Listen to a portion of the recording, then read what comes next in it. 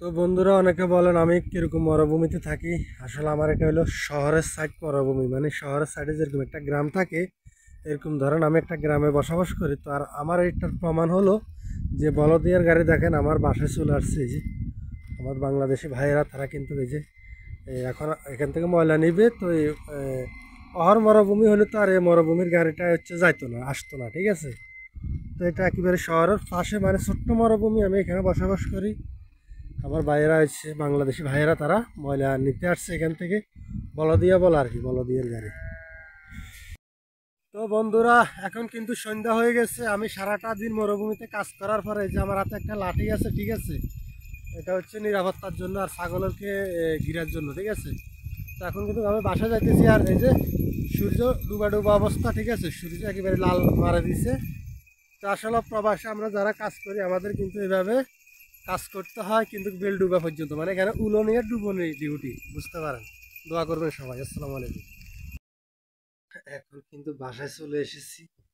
আর আমরা যারা আছি এই যে আমাদের নিজেরা পাক করে খাইতে হয়। যে দেখেন বাসা, এখানে ডেক ডেকসি আছে। আর এই যে দেখেন দরজা, এখান থেকে বাইরে যাওয়া আসা করি। আর এই যে মাল সামানা সব রাখা আছে।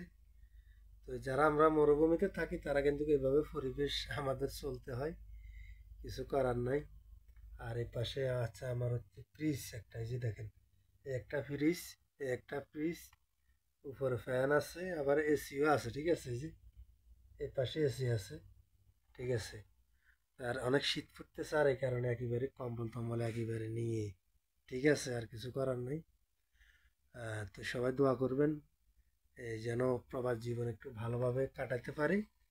আর কি বলবো, আর যেটা বলতেছি, এই শহর আমার যে এখান থেকে শহর একটু এ, 20 কিলোমিটার না, আরো কম, 15 কিলোমিটারের মতো হবে। তো আসলে বুঝেন এই দেশে 15 কিলোমিটার আসলে অনেক দূরত্ব না, ঠিক আছে। এখানে গাড়ি খুবই স্পিডে চলে। তো এই আর কি। আর সবাই দোয়া করবেন একটু যেন ভালোভাবে প্রবাস জীবনে থাকতে পারি, কিছু করার নেই ভাই। কেননা এখানে তো আমি চাইলে তো আর কোথাও যাইতে পারতেছি না, যে কোথাও গিয়ে বা কিছু করব, মানে মানুষজন পাবো। এখানে তো মরুভূমিতে মানুষ তেমন থাকে না। কিন্তু ওই যে দেখছি আমার সামনে দিয়ে কিন্তু বিশাল বড় যে রাস্তাটা দেখাচ্ছিলাম আমি ওই আরেকটা ভিডিওতে, তো ওই রাস্তাটা কিন্তু আমার সামনে দিয়ে একেবারে, ঠিক আছে। তো যদিও এখানে গাড়ি ঘোড়া অনেক কিছু আসা যাওয়া করে, যেমন কি শহীদ ভাই আছে, শাহাবুদ্দিন ভাই আছে, এরা কিন্তু একেবারে আমি এদের সাথে চলাফেরা করি, মানে এই প্রবাসের মাটিতে এরাই হচ্ছে বন্ধু এখানে। আসলে আমরা বাংলাদেশে যারাই আছি সবাই সবার সাথে হচ্ছে চলতে হয়। এখানে তো আর ফ্যামিলির কেউ নাই, সবাই বন্ধু বান্ধব মিলে চলি।